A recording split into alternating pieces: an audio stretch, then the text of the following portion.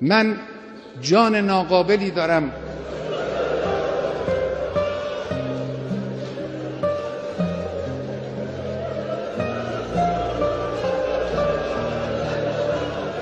جسم ناقصی دارم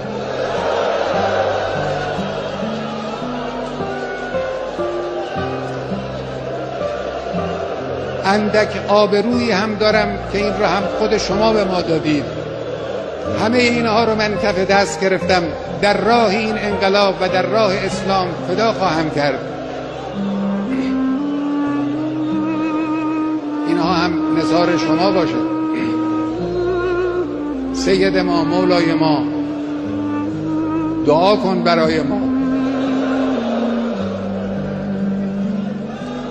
صاحب ما تویی، صاحب این کشور تویی، صاحب این انقلاب تویی.